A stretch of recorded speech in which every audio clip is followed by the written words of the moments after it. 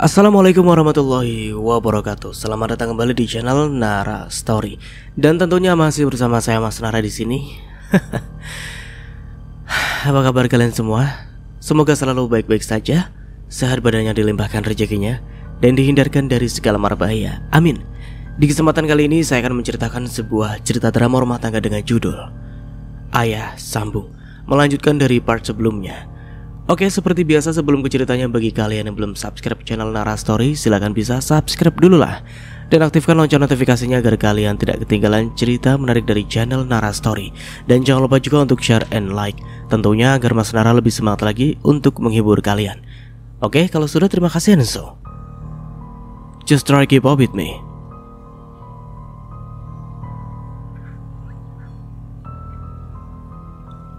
Bentuk mata sipit, melebar, atau biasa pada orang kebanyakan. Astaga, jangankan bentuk mata, aku sama sekali tidak mengingat wajah mereka. Pelaku apakah berkumis, berjambang, atau berjenggot? Saya nggak ingat ciri-cirinya sama sekali, Pak. Yang saya ingat waktu itu saya baru keluar dari dalam bank. Lalu ada dua orang pria berpakaian rapi tiba-tiba muncul dan mengajak saya mengobrol. Awalnya saya menolak, tapi entah kenapa saya menurut saja setelah salah satu dari mereka menepuk pundak saya. Saya baru sadar jika saya telah dirampok saat kawan kerja saya datang menyusul saya. Dia melihat saya sedang duduk sambil melamun di bangku taman. Polisi itu meletakkan alat tulisnya. Anda adalah korban kesekian kalinya yang melaporkan peristiwa perampokan dengan modus gendam dan sampai sekarang masih kami dalami. Apa uang saya masih bisa kembali, Pak? Kami akan berusaha semaksimal mungkin. Tolonglah, Pak. Uang itu mau saya pakai untuk beli mobil. Saya bosan kehujanan dan kepanasan. Mohon bersabar ya, Pak. Semua butuh proses. Kasus perampokan dengan modus ini terbilang rumit, sebab tidak ada unsur paksaan sama sekali. Jika si korban berteriak meminta pertolongan, mungkin ada saksi mata yang bisa kami mintai keterangan. Itu dia masalahnya. Saat saya dirampok, saya dalam keadaan tidak sadar. Mana mungkin saya berteriak jika saya memberikan barang-barang saya dengan sukarela. Laporan Anda sudah kami buat dan akan segera kami tindak lanjuti. Saya tunggu kabar baiknya. Kalau uang saya kembali, saya traktir Bapak deh makan sepuasnya, ucap Bayu yang kemudian ditanggapi pria berseragam itu dengan senyum tipis. Kalau begitu saya permisi dulu. Selamat sore. Bayu pun lantas meninggalkan kantor polisi. Sesampainya di rumah, Bayu memasuki ruang tamu dengan langkah gontai. Jangan ditanya bagaimana suasana hatinya saat ini. Marah, kesal, dan kecewa bercampur menjadi satu. Ayah Bayu, tadi di sekolah aku buat puisi dan aku mendapat nilai bagus, ucap Sagara yang baru saja keluar dari dalam kamarnya. Bayu enggan menanggapi. Dia justru memijit keningnya yang terasa berdenyut.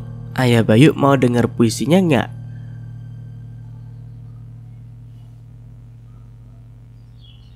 Ayah, meskipun darahmu tak mengalir di dalam berak. Sagara berjingkat saat Bayu tiba-tiba menggebrek meja. Anak haram sialan, pikiran lagi kacau. Begini malah bikin kepala kamu pecah, sentaknya. Sagara memeluk buku tulisnya menundukkan wajahnya. Beberapa saat kemudian Kinara muncul dari arah dapur. Ibu, Saga, kamu kenapa nak? Ayah Bayu ngatain aku anak haram sialan. Batin ibu mana yang tidak pedih jika buah hatinya diperlakukan sekasar itu, sekalipun oleh ayah sambungnya.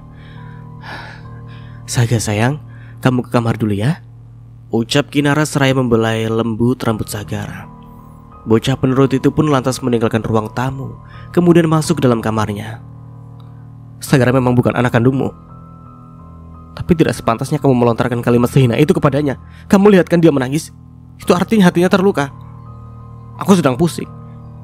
Kenapa harus ada dia yang membuat kepalaku terasa mau pecah? Keinginan Sagara sederhana. Dia hanya ingin kamu menganggapnya ada. Aku habis dirampok. Apa? Kamu tidak sedang bercanda kan, Mas? Lihat wajahku. Memangnya aku terlihat seperti sedang bercanda? Sebenarnya ada apa sih, Mas? Aku habis dirampok. Uang tabunganku seberat 100 juta dan ponselku raib. Astaga, bagaimana kamu bisa dirampok? Aku menjadi korban perampokan dengan modus gendam. Siapa yang kena gendam? Tanya Bu Sally yang tiba-tiba memasuki ruang tamu. Mas Bayu, Bu. Uang tabungan senilai 100 juta dan ponselnya raib. Memangnya kamu punya uang sebanyak itu? Uang itu yang telah aku kumpulkan selama bertahun-tahun, dan rencananya mau kugunakan untuk membeli mobil. Demi keinginanmu kamu bisa mengumpulkan uang sebanyak itu. Tapi kenapa kamu begitu pelit pada istri dan anakmu? Bahkan untuk biaya perawatan Sagara di klinik kemarin, Kinara sampai harus menguras habis tabungannya. Aku sedang pusing, Bu. Jangan memperkeruh keadaan lah. Yang harus ibu lakukan sekarang adalah membantuku mencari cara agar uangku yang tidak sedikit jumlahnya itu bisa kembali. Memangnya ibu bisa berbuat apa? Ibu bukan polisi yang bisa mencari penjahat atau pelaku kriminal lainnya. Ya setidaknya diamlah. Jangan membuatku terpojok. Kamu sudah lapor polisi, Mas? Aku sudah melapor tadi. Tapi jawaban yang kudapat tidak memuaskan. Mereka bilang kasus yang kualami terbilang rumit dan sulit untuk dipecahkan. Dari beberapa berita yang kudengar dan kubaca, uang yang dirampok dengan modus gendam nyaris tak bisa kembali pada pemiliknya. Sial. Kenapa juga aku harus mengikuti saran si Mala untuk membeli mobil dari keponakannya itu? Tidak ada gunanya menyalahkan orang lain. Terkadang Allah menguji hambanya dengan kehilangan harta benda. Kamu mudah saja bicara begitu. Aku bekerja keras mengumpulkan uang itu dan semuanya aku serahkan begitu saja pada kedua perampok sialan itu. Memangnya mobil itu begitu penting bagimu? Kulihat selama ini tidak ada masalah kamu pulang pergi ke kantor dengan sepeda motor. Ini bukan masalah penting atau tidak penting. Masa pegawai paling senior di kantor kendaraan hanya sepeda motor tua? Itulah yang kamu selalu mementingkan gengsi daripada keluargamu sendiri. Jadi maumu aku mengumpulkan uang untuk biaya pendidikan anak sialan itu? Mas, jangan pernah menyebut Sagara anak sialan lagi. Dia memang anak sialan, anak pembawa sial. Cukup. Kamu memang benar-benar keras kepala, Bayu, ucap sang ibu sebelum akhirnya meninggalkan ruang tamu. Keesokan paginya, Bu, kata Bu Guru minggu depan akan diadakan tes akhir semester. Jika aku belum membayar uang sekolah sampai bulan ini, aku tidak diperbolehkan mengikuti tes, ucap Sagara di sela sarapan paginya. Iya sayang, besok pagi ibu beri uangnya ya. Sekarang habiskan dulu sarapanmu. Aku berangkat sekolah dulu ya, Bu. Seperti biasanya, Bayu akan bersikap acuh saat Sagara meraih tangannya lalu menciumnya. Hati-hati anak, belajar yang benar, ucap Kinara sambil mengusap lembut rambutnya. Assalamualaikum. Sagara pun lantas meninggalkan ruangan tersebut. Mas, kalau tidak salah hari ini gajianmu kan? Apa aku boleh minta uang lebih untuk membayar uang sekolah Saga? Kamu kan tahu aku baru saja mendapatkan musibah. Jangan menambah beban pikiranku. Sagara kini menjadi tanggung jawabmu. Kalau bukan sama kamu, pada siapa aku meminta uang untuk membayar biaya sekolahnya? Kenapa kamu gak minta sama ayah kandungnya? Maksud kamu apa, Mas? Jika dari awal aku tahu kamu hanya berpura-pura baik pada Sagara, aku tidak akan pernah mau menikah denganmu. Kinara beranjak dari tempat duduknya, lalu meninggalkan meja makan. Kamu mau kemana? Kinara enggan menanggapi pertanyaan itu. Setelah mengambil tas selempang miliknya dari dalam kamar, dia pun meninggalkan rumahnya. Apalagi yang kalian ributkan? Tanya sang ibu sesaat setelah Kinara berlalu. Kinara tahu aku baru saja kehilangan uang dalam jumlah besar. Dia malah membahas uang sekolah anaknya. Aku bilang padanya untuk meminta uang pada si Baskara itu. Ya pantas saja Kinara marah. Kamu memang keterlaluan, Bayu. Apa kamu belum paham juga? Setelah kalian menikah, selain Kinara, Sagara juga menjadi tanggung jawabmu. Dia bukan darah dagingku. Kenapa aku harus repot-repot membiayai sekolahnya? Lagi pula anak itu masih punya ayah, bukan? Jangan sampai sifat keras kepalamu membuatmu menyesal, seru sang ibu sebelum akhirnya meninggalkan ruangan tersebut. Fai, kamu di rumah gak? Aku kesana ya. Pesan itu baru saja dikirim Kinara ke nomor handphone sahabatnya Fai yang tinggal di pemukiman sebelah. Beberapa saat kemudian pesan balasan pun masuk di aplikasi percakapan. Aku di rumah kok, nah. Kinara memasukkan ponselnya ke dalam tas, lalu menaiki taksi yang akan mengantarnya ke rumah sahabatnya itu. Hei, nah. Bagaimana kabarmu? Maaf ya waktu itu aku gak bisa datang ke acara pernikahanmu. Perutku sudah besar, mau jalan aja susah, ucap Fai sesaat setelah Kinara duduk di sofa ruang tamu rumahnya. Gak apa-apa kok, aku paham. Oh ya, aku dengar kamu sudah melahirkan ya? Anak kamu laki-laki atau perempuan? Anakku perempuan, nak. Namanya Kanza. Nama yang bagus. Di mana dia sekarang? Setelah aku mandikan dan kenyang minum ASI, dia tidur lagi. Oh, padahal aku ingin sekali menggendongnya.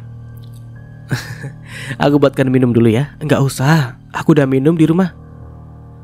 Tiba-tiba Fai mengamati wajah Kinara. Nak, kamu sedang ada masalah ya? Selain kamu aku gak tahu harus kemana lagi, harus berkeluh kesah. Ada apa nak? Ngomong aja, aku pasti akan jadi pendengar yang baik. Setelah menikah Mas Bayu berubah. Berubah? Iya. Saat mendekatiku dia begitu baik padaku juga pada Sagara. Dia juga yang berhasil meyakinkanku untuk menikah lagi. Tapi ternyata kebaikannya semu. Setelah kami menikah Mas Bayu selalu memperlakukan Sagara dengan seenaknya. Bahkan saat di hadapanku dia tak segan memanggilnya dengan anak sialan dan anak haram. Aku gak nyangka sih Bayu begitu. Kamu tahu, aku seneng banget kamu mengirim surat undangan ke rumahku. Dan tahu juga laki-laki yang akan menjadi suamimu adalah Bayu, murid laki-laki yang dikenal pandai dan tidak pernah neko-neko. Berbanding terbalik dengan suami pertamamu si Baskara. Jika aku tahu sifat asli Bayu begini, aku tidak akan pernah menerima lamarannya. Kamu pernah gagal sekali. Jangan sampai kamu jatuh di lubang yang sama. Apa Bayu bisa berubah, Fai? Apa dia bisa memperlakukan Sagara seperti anak kandungnya sendiri? Tidak ada yang tidak mungkin bagi Allah. Dialah yang membolak-balikan hati manusia. Obrolan mereka terjeda saat tiba-tiba terdengar suara tangisan Hansa dari dalam kamar. Tunggu sebentar nak. Hansa bangun. Fai beranjak dari tempat duduknya, lalu berjalan ke kamar. Beberapa saat kemudian dia kembali ke ruang tamu dengan mengajak serta putri semata wayangnya Hansa. Fai lantas duduk di sofa. Tangis bayi berusia 4 bulan itu pun mereda setelah daging kenyal milik sang ibu dijejalkan ke dalam mulut mungilnya. Ia lantas menyesap sumber kehidupannya itu dengan begitu kuatnya. Kanza baru melepaskan daging kenyal itu dari mulutnya setelah benar-benar kenyang. Boleh aku menggendongnya? Tentu saja. Kinara sedikit menggeser tubuhnya lalu mengambil alih bayi perempuan itu dari gendongan Fai. Wajahnya mirip sekali denganmu. Kata orang wajah bayi masih berubah-ubah. Waktu baru lahir, Kanza sangat mirip dengan Mas Afan. Saat memasuki usia 3 bulan, wajahnya lebih mirip denganku. Suamimu kerja di mana, Fai? Masih di tempat kerja lamanya, di kota D. Aku pikir setelah kalian pindah ke kota ini, tempat kerjanya juga berpindah. Di tempat kerja lamanya Mas Afan sudah diangkat jadi karyawan tetap. Sayang kalau ditinggal. Jadi dia tidak setiap hari pulang. Mas Afan biasanya pulang seminggu sekali. Kenapa kalian tidak tinggal di kota asal suamimu saja? Itu tidak sesederhana yang kamu pikir, nah. Mas Afan anak sulung. Dia memiliki 4 adik perempuan. 2 orang sudah menikah. Sementara 2 orang lainnya masih bekerja. Mereka semua tinggal di rumah orang tuanya. Ya, daripada tinggal berdesak-desakan di rumahnya yang sempit, kami memilih menempati rumah peninggalan orang tuaku ini. Kenapa tidak kamu jual saja rumah ini? Lalu kamu beli rumah di dekat tempat kerja suamimu. Aku pernah membicarakannya dengan Mas Afan, tapi dia tidak setuju. Nilai jual rumah ini tidak tinggi. Masih harus menambah puluhan juta lagi untuk membeli hunian baru di kota. Ya, suatu saat nanti kami bertiga tidak tinggal terpisah lagi lah. Meskipun Mas Afan pulang seminggu sekali, tetap saja rasa khawatir itu ada.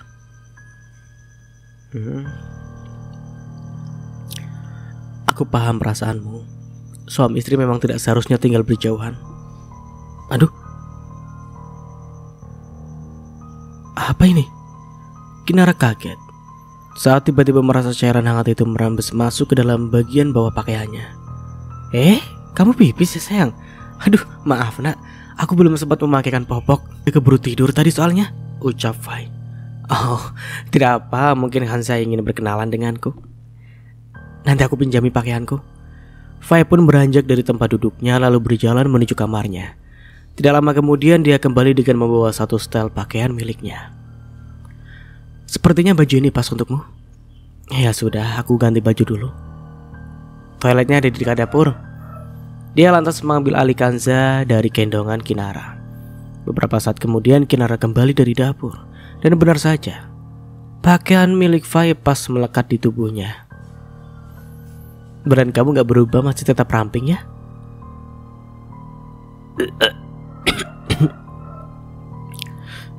Kamu kenapa nak? Tanya Fai. Gak tahu nih, tiba-tiba perutku mual setelah mencium aroma pengharum di toiletmu. Memangnya biasanya kamu mual sama bau yang wangi-wangi gitu? Enggak juga sih. Jangan-jangan kamu mual karena sebab lain. Sebab lain? Iya, bisa saja kamu hamil lagi. Hamil? Iya nak, ada kemungkinan kamu hamil. Memangnya kenapa kalau kamu hamil? Kamu kan punya suami sah. Aku belum siap untuk hamil, Fai. Memangnya kenapa? Sagara masih terlalu kecil. Aku takut jika aku hamil dan memiliki bayi, perhatianku pada Saga akan terbagi. Semoga mual-mual ini bukan tanda kehamilan. Aku rasa usia 7 tahun adalah usia yang sudah dibilang pantas untuk memiliki adik. Ada temanku yang melahirkan anak kedua saat anak pertamanya baru berusia 3 tahun. Dia sama sekali tidak merasa kerepotan. Justru dia bilang mengurus 2 balita sekaligus itu seru. Keadaanku dengan kawanmu itu berbeda. Baru ada Sagara saja sikap Mas Bayu sudah begitu. Apalagi kalau nanti aku melahirkan lagi. Aku yakin dia akan membeda-bedakan mana yang anak sambung dan mana yang anak kandung. Sagara akan merasa tersisih. Dan aku tidak mau itu terjadi. Setiap orang bisa berubah, bukan? Siapa tahu setelah kamu melahirkan nanti sikap Bayu bisa lebih baik. Sepertinya itu mustahil, Fai. Di mata Mas Bayu, Sagara hanyalah anak pembawa sial. Ku tahu Bayu membenci Baskara, tapi tidak seharusnya dia melampiaskan kebenciannya pada Sagara. Terima kasih, Fai, sudah mau mendengarkan keluh kesahku. Sebenarnya hari ini aku berencana mencari pekerjaan. Kamu mau kerja apa? Apa saja. Setidaknya aku memiliki penghasilan untuk membiayai sekolah Sagara. Aku baru ingat. Kemarin ada kawan lamaku yang membuat postingan jika dia membutuhkan karyawan tambahan di toko pakaian miliknya. Jika kamu berminat, aku bisa menanyakannya sekarang. Boleh, Fai? Kurasa pekerjaan sebagai pelayan toko bukan pekerjaan yang buruk. Baiklah. Aku akan mencoba menghubungi kawanku ya. Fai meraih ponselnya yang berada di atas meja lalu menelpon seseorang. Halo, Sya. Ya, halo, ada apa, Fai? Aku mau tanya tentang postingan yang kemarin. Apa kamu sudah dapat orangnya? Oh, belum ada yang datang ke toko. Memangnya kamu mau melamar kerja di sini? Yang benar saja. Aku kan punya bayi yang usianya baru 4 bulan. Mana mungkin aku tinggal kerja. Memangnya ada yang berminat kerja di toko pakaianku?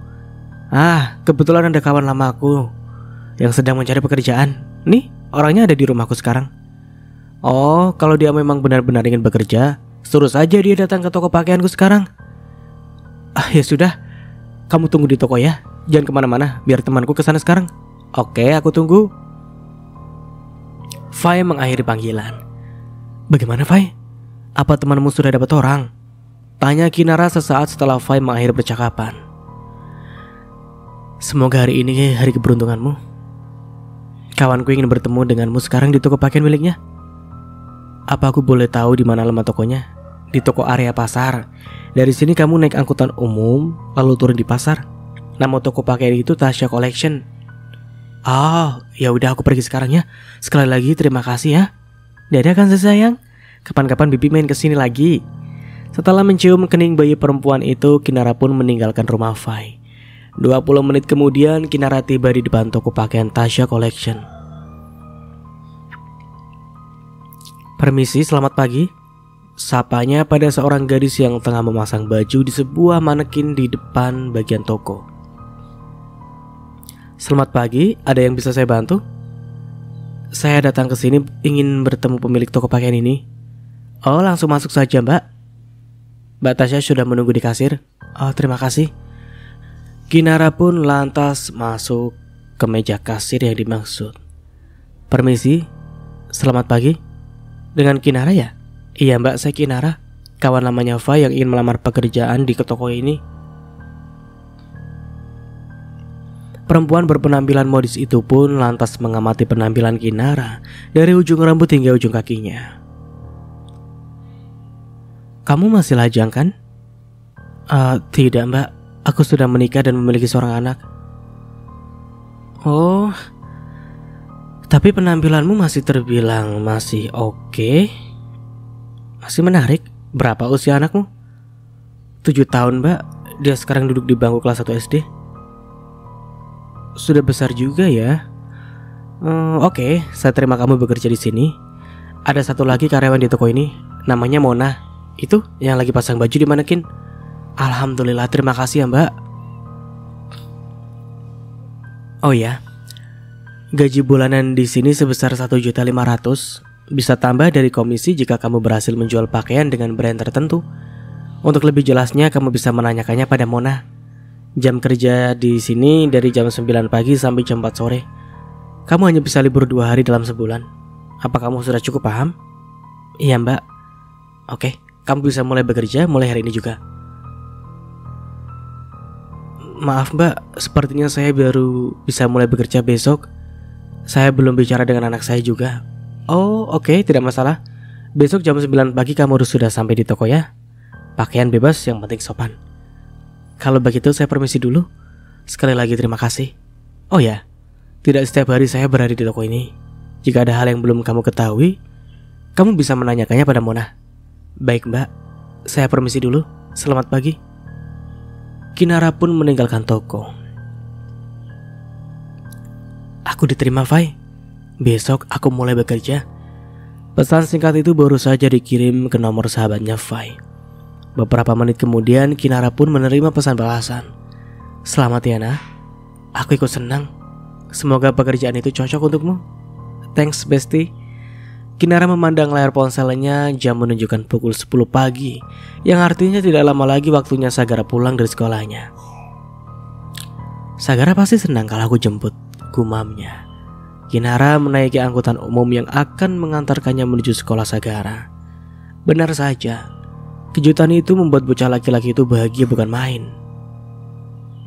Bu Kinara, tumben sekali menjemput Saga, ucap sang wali kelas Bu Kinan.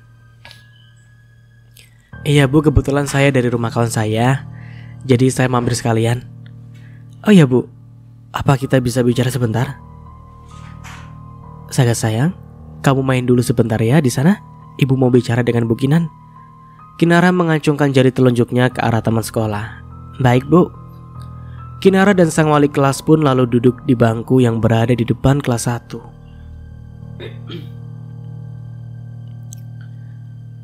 Beberapa hari yang lalu, saya memberi tugas pada para siswa untuk membuat puisi untuk orang yang mereka sayangi. Dan Sagara membuat puisi yang berjudul Ayah. Maaf, saya tidak bermaksud apa-apa. Tapi entah mengapa saya merasa sedih saat Saga membaca puisinya di depan kelas. Bu Kinara, apa benar jika ayah sambungnya Sagara memperlakukannya kurang baik? Kinara terdiam. Apa hal ini yang menjadi penyebab nilai pelajaran Saga akhir-akhir ini menurun? Kinara yang tadinya selalu menyembunyikan kondisi rumah tangganya dari Bu Kinan pun tak punya pilihan lain selain mengungkapkannya. Sebelum menikah, Mas Bayu begitu baik pada kami, hingga membuat saya yakin dan akhirnya menerima lamarannya. Tapi setelah kami menikah, sikapnya berubah 180 derajat. Mas Bayu acuh dan tak peduli pada Saga. Jangankan bermain atau belajar bersama, bicara pun nyaris tidak pernah. Mungkin hal itu mempengaruhi pikiran Saga, hingga akhirnya berimbas pada nilai pelajarannya, ungkapnya. Kondisi ini tidak baik jika berlangsung secara terus-menerus. Keluarga seharusnya menjadi tempat ternyaman bagi anak-anak yang sedang dalam tahap pertumbuhan seperti Sagara. Bahkan saat saya bertanya siapa sosok idola mereka, tidak sedikit siswa yang menjawab sosok ayahlah yang menjadi idolanya. Mungkin Bu Kinara bisa berbicara dari hati ke hati sang suami ibu. Bagaimanapun peran ayah sangat penting bagi setiap anak yang tengah melewati tahap pertumbuhan. Baik Bu, saya akan mencoba bicara pada Mas Bayu. Terima kasih atas perhatian Ibu pada Sagara. Sama-sama Bu. Sagara itu murid yang pintar dan berprestasi. Sangat disayangkan jika hal itu menurun hanya karena faktor dari lingkungan keluarganya sendiri. Kalau begitu saya permisi dulu ya. Selamat siang. Bu Kinan pun lantas meninggalkan sekolah. Saga, kalau ibu belikan es krim, mau nggak? Mau. Ya udah, kita ke kedai es krim sekarang. Ayo. Apa kita sedang merayakan sesuatu, Bu? Tanya Sagara sembari menikmati semangkuk es krim. Saga, kamu tidak keberatan kan jika ibu bekerja? Tiba-tiba bocah laki-laki itu meletakkan sendok es krimnya. Kenapa ibu harus bekerja? Kan sudah ada ayah Bayu. Apa gajinya tidak cukup? Bukan begitu sayang. Ibu ingin kamu sekolah setinggi mungkin. Untuk mewujudkannya, ibu harus memiliki uang tabungan yang tidak sedikit. Begitu ya. Tapi ibu tidak bekerja di luar negeri kan, seperti ayah dan ibunya Fani? Tidak sayang. Ibu bekerja di toko pakaian tidak jauh dari sekolah ini. Setiap jam 4 sore ibu sudah pulang. Gak apa-apa deh kalau begitu. Yang penting ibu jangan pergi jauh. Terima kasih atas pengertiannya ya sayang. Kamu memang anak yang baik, ucap Kinara seraya membelai lembut rambut Sagara. Mau tambah lagi es krimnya? Tidak Bu, nanti aku kekenyangan. Ya sudah, kita ke kasir sekarang. Kinara dan Sagara baru saja beranjak dari tempat duduk mereka ketika tiba-tiba seorang pelayan menghampiri meja mereka. Permisi Bu. Iya Mbak, ini bonus dari kedai es krim kami. Pelayan itu menyodorkan sebotol minuman yogurt pada Kinara. Bonus? Benar Bu. Untuk setiap pembelian 1 cup ukuran jumbo akan mendapatkan 1 botol yogurt secara cuma-cuma. Oh begitu. Ya sudah, saya bayar di kasir dulu. Es krim yang dimakan adik ini sudah dibayar. Loh, siapa yang bayar Mbak? Saya baru akan membayarnya. Itu pria yang ada di sana. Pelayan itu mengacungkan ibu jarinya pada sebuah meja. Mana Mbak? Tidak ada siapapun di sana. Giliran pelayan yang mengorotkan keningnya. Loh, kok nggak ada? Tadi pria itu duduk di sana loh. Siapa sebenarnya pria yang dimaksud pelayan ini ya? Apa mungkin dia Mas Bayu? Atau justru Mas Baskara? Batin Kinara. Siapa yang membayarkan es krimku Bu?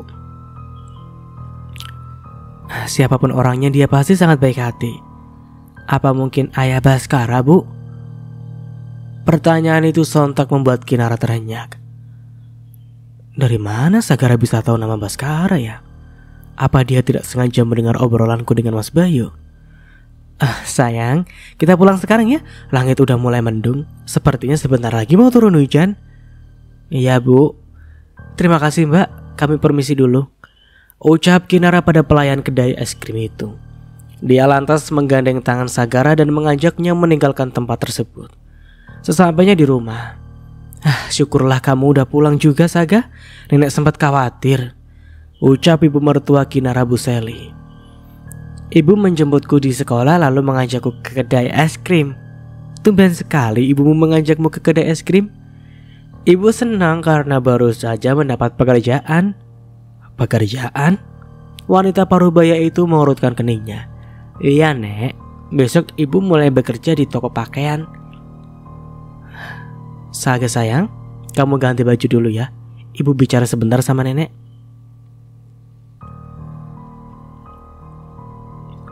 Sagara menganggukkan kepalanya. Bocah itu pun lantas masuk ke dalam rumah. Apa benar yang dikatakan Sagara? Kalau besok kamu mulai bekerja? Tanya Buseli pada Kinara sesaat setelah Sagara berlalu. Benar, Bu. Tadi aku melamar bekerja di toko pakaian dan aku diterima. Besok pagi aku mulai bekerja.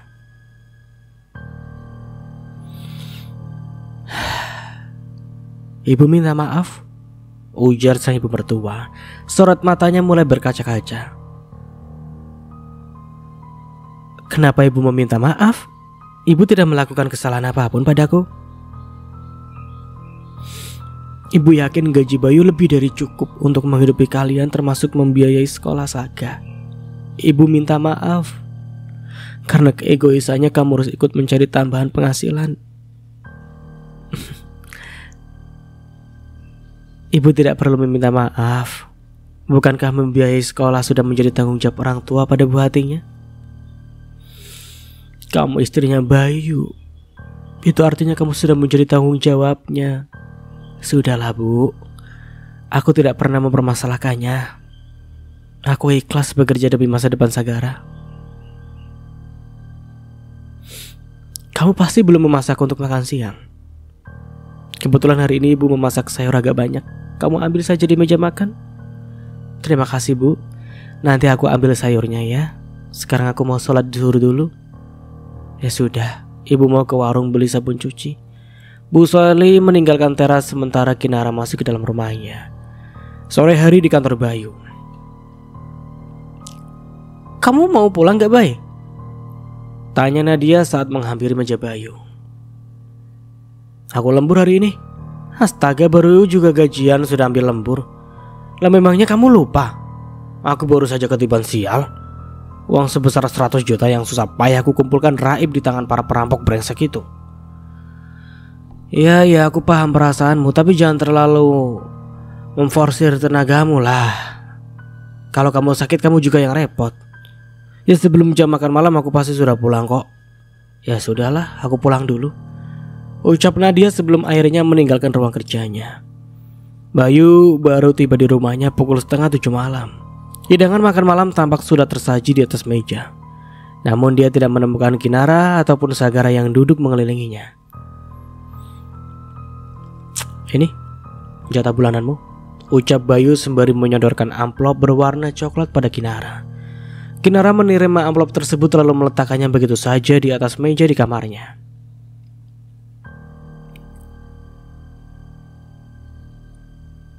Tidak kamu buka?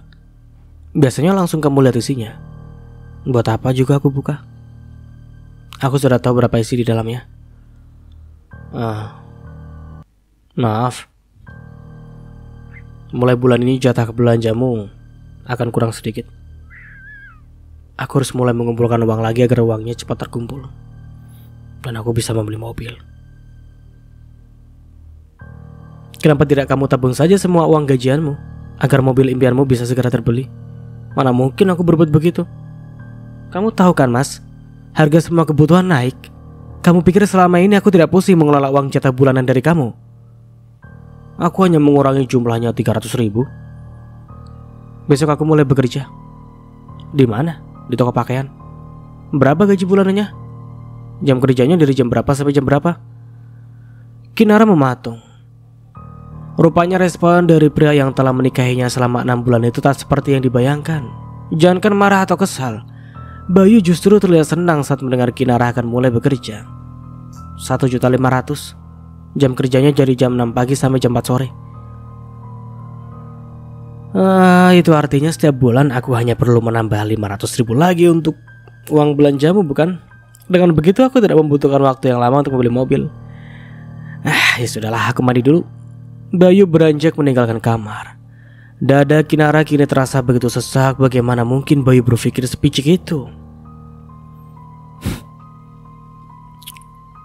Ternyata pernikahan keduaku tidak lebih baik dari pernikahanku yang sebelumnya. Batin Kinara tiba-tiba saat buliran bening itu menetes dari sudut matanya. Ibu, kenapa ibu menangis? Kinara cepat-cepat menyeka air matanya, sebab Sagara tiba-tiba saja berdiri di ambang pintu. Ibu tidak menangis kok. Ada apa? Kamu perlu sesuatu? Buku matematikaku habis. Aku harus mengumpulkan tugas besok pagi. Oh, kamu beli sendiri di toko dekat rumah kita ya? Kinara mengambil selembar uang pecahan 100.000 dari dalam amplop, lalu memberikannya pada Saga. Baik bu. Jarak dari rumah menuju toko tidak begitu jauh. Sagara menempuhnya dengan berjalan kaki. Permisi bu, beli buku matematikanya 1. Waduh, kebetulan buku matematikanya habis. Coba kamu beli di toko depan sana. Saga ragu, lantaran dia tidak pernah sekalipun mendatangi toko yang dimaksud sendirian. Namun dia membutuhkan buku matematika saat itu juga. Kenapa kamu diam? Kamu gak berani ya? Berani kok bu, ya sudah saya permisi dulu. Saga meninggalkan toko itu lalu berjalan menuju toko kedua. Menjelang azan maghrib, suasana di lingkungan tempat tinggalnya cukup sepi, lantaran hampir semua warganya sudah masuk ke dalam rumah masing-masing. Bocah tampan, kamu mau kemana? Sapa seorang pria sesaat setelah ia keluar dari gang. Aku mau membeli buku di toko depan sana. Ini hampir gelap, biar paman antar ya. Tidak usah paman, aku berani kok sendirian, ucap Saga sembari menepis pelan tangan si pria. Bahaya anak kecil sepertimu sendirian di gelap begini. Bagaimana kalau kamu diculik? Entah mengapa Sagara merasa sorot mata pria kini berubah aneh, menakutkan lebih tepatnya. Aku permisi dulu paman. Sagara mempercepat langkahnya agar secepatnya tiba di toko. Dia tahu jika pria bertubuh kekar itu mengikutinya. Kamu tidak usah takut, paman hanya ingin mengantarmu. Tokonya sudah dekat paman. Sagara mengacungkan jari telunjuknya pada sebuah toko yang berada di seberang jalan. Di saat dia hendak menyeberangi jalan itulah tiba-tiba pria itu mencengkeram salah satu lengannya, seraya mendekap tubuhnya dari arah belakang. Dengan sekuat tenaga bocah laki-laki itu meronta mencoba melepaskan diri dari dekapan pria itu. Namun usahanya sia-sia. Pria itu justru mengangkat tubuh Sagara lalu membawanya menuju sebuah mobil seseorang yang berada di dekat mobil itu pun dengan sigap membuka pintu untuk keduanya. Bukan Sagara namanya kalau hanya pasrah pada keadaan. Bocah itu memang tak bisa menjerit ataupun berteriak minta tolong, tapi dia masih memiliki cara lain agar bisa meloloskan diri dari penculik itu. Giginya yang tajam digunakannya untuk menggigit tangan pria tersebut. Aduh, sialan! Umpat pria itu saat mendapati Sagara telah lolos lepas dari dekapannya. Kejar anak itu! Jangan biarkan dia lolos! Sagara berlari ke tengah jalan. Di saat itulah sebuah mobil melaju dengan kecepatan tinggi, terlihat melaju ke arahnya. Beruntung mobil itu berhenti sebelum hal buruk terjadi. Tolong aku paman! Seru Sagara sembari menggedor pintu mobil. Tidak lama kemudian pintu di bagian depan terbuka. Tampak 2 orang pria berseragam polisi keluar dari dalam sana. Kenapa kamu lari-larian di tengah jam begini? Kamu bisa tertabrak kendaraan, ucap polisi. Tolong saya pak polisi, kedua paman itu mau menculik saya. Sagara mengacungkan jari telunjuknya pada kawanan penculik itu.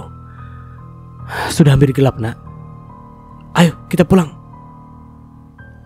Benar, berbahaya bermain di tengah jalan begini, timbal pria lainnya. Paman ini bukan ayah saya. Ayolah sayang, kita pulang. Ibumu sudah cemas menunggumu di rumah. Apa benar dia ayahmu? Aku tidak mengenal mereka pak polisi. Anak ini memang suka bercanda pak. Saya memang ayahnya. Ayo kita pulang. Pria itu mendekati Sagara lalu menarik salah satu lengannya. Namun polisi muda itu menahannya. Maaf pak, kalau memang anak ini anak bapak, coba sebutkan namanya. Kedua pria berbadan kekar itu saling bertukar pandang untuk beberapa saat. Bobby, Justin. Siapa nama kamu, nak? Tanya sang polisi. Nama saya Sagara, Pak. Seorang ayah tidak akan pernah salah menyebut nama anaknya. Kalian berdua pasti komplotan penculik. Sersan David, bantu saya menangkap mereka. Siap, komandan. Sial. Aduh, cepat kita kabur. Kedua penculik itu berusaha masuk kembali ke dalam mobilnya. Namun tiba-tiba terdengar tembakan di udara. Berhenti atau saya akan menembak kalian, ancam polisi David. Alih-alih menyerah, kedua pria itu justru terlihat berlari memasuki sebuah gang yang tadi dilalui Sagara. Dan dar! Sekali lagi tembakan dilayangkan ke udara. Kali ini suara tembakan itu menarik perhatian para warga untuk keluar dari dalam rumahnya. Ada apa ini, Pak? Tanya salah satu warga. Kejar mereka, mereka kawanan penculik, seru polisi David. Warga pun beramai-ramai mengejar para penculik itu. Keduanya baru menyerah setelah menemui jalan buntu. Mereka hanya bisa pasrah saat warga mengepungnya. Sersan David, borgol kedua tangan mereka. Siap, komandan. Terima kasih, Pak polisi. Pak Dirga, bukankah Bapak polisi yang dulu menangkap pencopet di bus itu? Tunggu. Sepertinya wajahmu juga tidak asing bagi saya. Polisi bernama Dirga itu tampak berpikir sejenak. Oh iya, saya ingat sekarang. Kamu Sagara yang pernah menggagalkan aksi pencopet di bus antar kota itu, bukan? Benar, Pak. Saya tidak menyangka loh kita bertemu lagi. Memangnya tempat tinggalmu di mana? Di sekitar sini ya? Iya, Pak, itu rumah saya. Sagara mengacungkan jari telunjuknya ke arah rumah bercat biru muda. Saga, ya Allah, nak, kamu baik-baik saja kan? Kinara yang baru saja muncul itu langsung mendekap tubuh Sagara ke dalam pelukannya. Aku tidak apa-apa, Bu. Dari wajah Sagara, pandangan Kinara beralih pada polisi Dirga. Pak Dirga, bukankah Bapak polisi yang waktu itu menangkap pencopet di bus? Benar, Bu Kinara. Sebenarnya ada apa ini? Dan siapa kedua pria ini? Kenapa tangan mereka diborgol? Mereka berdua adalah kawanan penculik yang sedang beraksi di wilayah ini. Dan Sagara nyaris menjadi korbannya. Astagfirullahaladzim.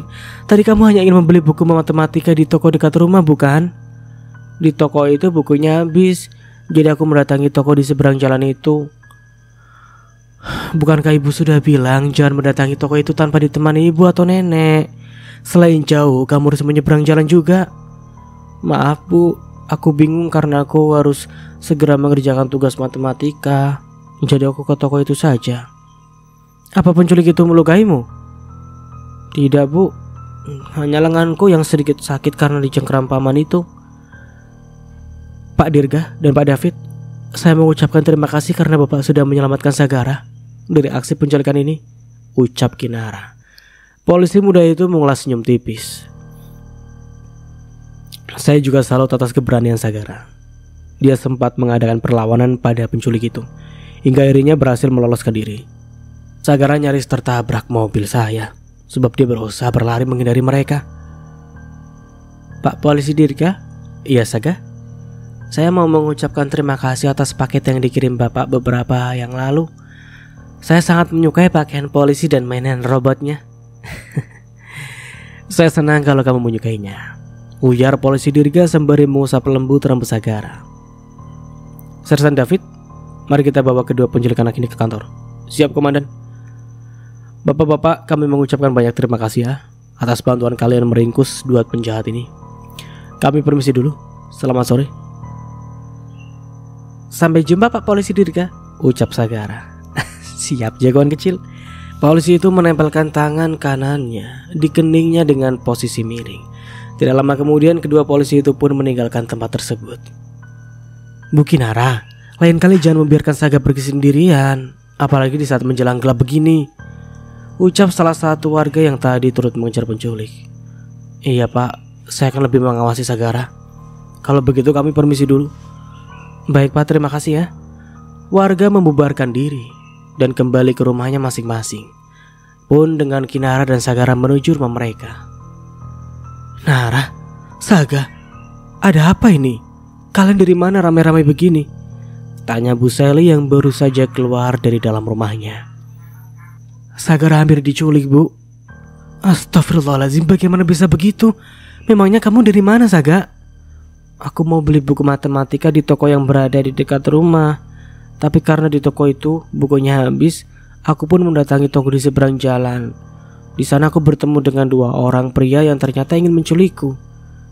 Di mana penculik itu? Biar nenek pukul. Penculiknya sudah ditangkap polisi, Nek. Tadi Pak Dirga yang menangkap mereka. Siapa Pak Dirga? Sang nenek mengerutkan keningnya. Oh, itu sih, Nek, polisi baik hati yang kemarin mengirim paket berisi seragam polisi dan mainan. Ah, syukurlah ada Pak Polisi Dirga yang menolongmu. Ya sudah, sekarang kalian masuk.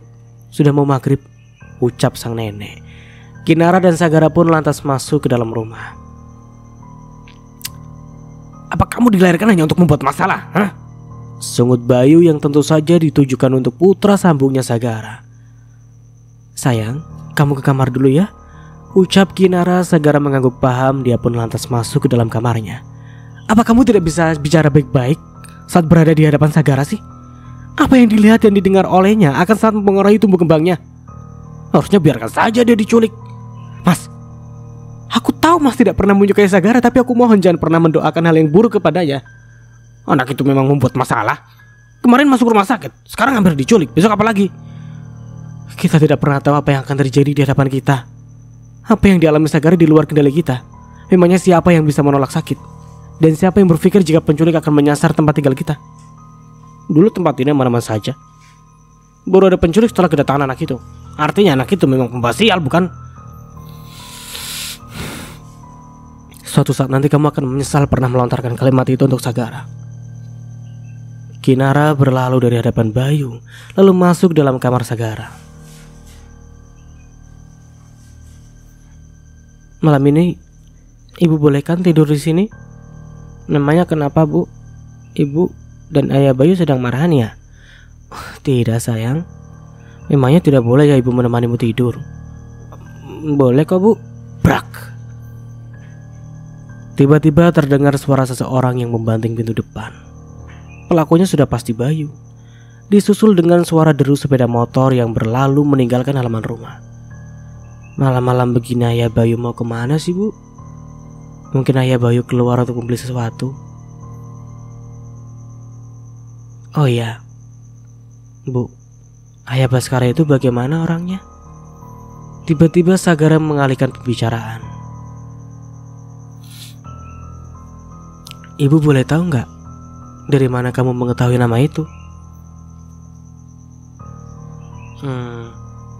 Ayah Bayu pernah memanggilku begini. Hei, anaknya Baskara. Begitu, Bu. Memangnya ayah Baskara itu seperti apa?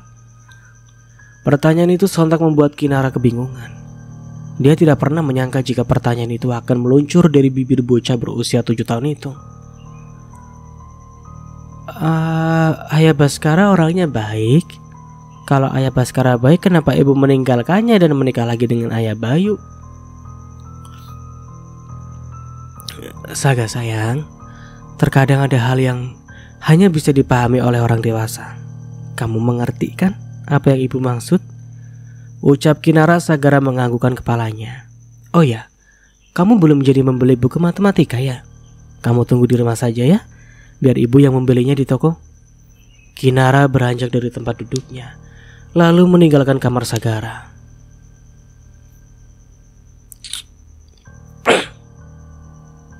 Kamu ini selalu menyusahkan, sentak Bayu sesaat setelah Kinara berlalu. Kenapa ayah Bayu selalu memarahiku? Meskipun aku tidak membuat kesalahan. Padahal dulu sebelum menikah ayah Bayu begitu baik padaku. Bayu menyeringai kecut. Kamu pikir aku benar-benar mau menerimamu? Aku hanya ingin mendapatkan hati ibumu saja, ujarnya sebelum akhirnya berlalu dari hadapan Sagara. Keesokan harinya. Ibu hari ini mulai masuk kerja ya? Iya sayang. Doakan ibu agar semuanya lancar ya. Tanpa ibu minta pun aku akan mendoakan ibu. Terima kasih ya sayang. Ini bekal untuk kamu hari ini. Kinara menyodorkan kotak bekal pada Sagara. Bocah itu pun lantas memasukkannya ke dalam tas sekolahnya. Aku berangkat dulu ya, Ayah Bayu, Ibu. Setelah menyalami keduanya secara bergantian, Sagara pun berangkat ke sekolahnya. Kamu ingat, mulai bulan depan aku hanya memberikanmu 500.000 dari gajiku. Ucapanmu semalammu itu sudah cukup jelas. Kamu tidak perlu mengulangnya lagi. Aku harap kamu juga sudah paham dengan tujuanku. Aku paham, bahkan sangat paham. Lakukan saja apa yang kamu lakukan. Aku berangkat dulu. Assalamualaikum. Dan sampai di sini dulu ceritanya. Nantikan kelanjutan ceritanya di part berikutnya. Dari saya mohon maaf bila ada salah kata atau dalam penyampaian cerita. Akhir kata, wassalamualaikum warahmatullahi wabarakatuh. Sampai jumpa di video selanjutnya and see you. Ciao.